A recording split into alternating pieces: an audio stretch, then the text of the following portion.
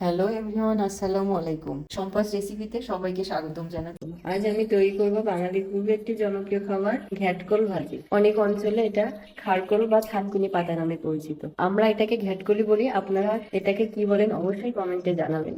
Skip না করে রেসিপিটা সম্পূর্ণ দেখতে থাকুন। চলুন রেসিপিটা শুরু করি।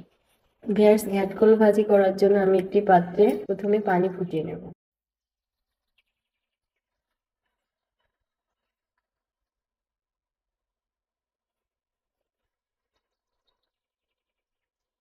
পরিষ্কার করে ধুয়ে রাখা ছোট করে কাটা ঘ্যাটকলগুলো পানির ভিতর দিয়ে দেবো, দিয়ে সিদ্ধ করে নেব।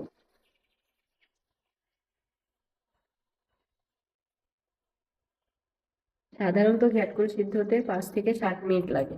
ঘ্যাটকলটা পুরোপুরি সিদ্ধ হয়ে গেছে ভিউয়ার্স, এবার আমি উঠিয়ে নেব।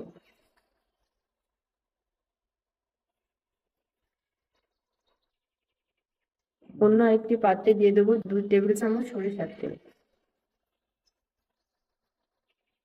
তেলটা গরম হয়ে গেলে দিয়ে দেবো বড় সাইজের 2টা পেঁয়াজ কুচি। ভিউয়ার্স, ঘ্যাটকল ভাজিতে পেঁয়াজের পরিমাণটা অবশ্যই বেশি ব্যবহার করবেন। পেঁয়াজটা ভালোভাবে ভাজা হয়ে গেলে দিয়ে দেবো 2 টেবিল চামচ রসুন পেস্ট। দিয়ে দেবো 2 চা চামচ জিরা পেস্ট। ভিউয়ার্স, এখানে আমি জিরা গুঁড়াটা ব্যবহার করিনি, কাঁচা জিরাটা বেটে ব্যবহার করেছি। আপনারা অবশ্যই কাঁচা জিরাটা বেটে ব্যবহার করবেন, তাহলে ভালো একটা ফ্লেভার আসে। দিয়ে দেবো 2 চা চামচ কাঁচা মরিচ পেস্ট। পেঁয়াজের সাথে ভালোভাবে মশলাটাকে মিশিয়ে নেব।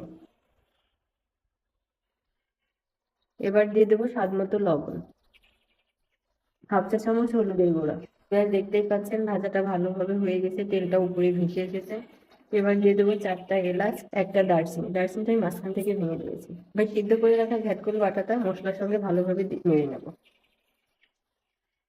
ভিউয়ার্স, এখানে একটি বলে রাখি, অবশ্যই আপনারা ঘ্যাটকলটা ব্লেন্ডারে ব্লেন্ড করবেন না।